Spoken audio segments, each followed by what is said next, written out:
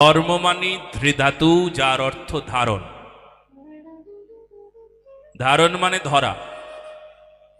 সেটা তুমি ধরেছ কি? বলো তো, বলো তো, অভাব নাই তো?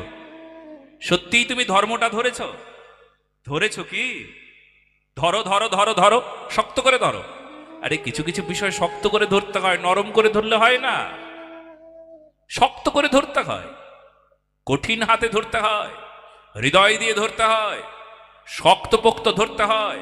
শ্রদ্ধা শব্দে বিশ্বাস কহে সুদৃঢ় নিশ্চয়, কৃষ্ণ ভক্তি কইলে সর্বকর্মকৃত হয়। গভীর শ্রদ্ধা সহকারে ধরতে হয়। ধরো ধরো ধরো, হাত দিয়ে ধরা ধরা নয়, বিচার করে ধরা, শক্ত করে ধরা। কার মতন? প্রহ্লাদের মতন। পিতা হিরণ্যকশিপুর বললেন, কোথায় তোর হরি? আমি এক্ষুনি তাকে শেষ করে দেব, খবরদার হরির নাম নিবি না। প্রহ্লাদ কি পিতার বারণ, পিতা মানা করলো, পিতা আদেশ করলো হরির নাম নেবে না, পুত্র আদেশ মেনেছিল।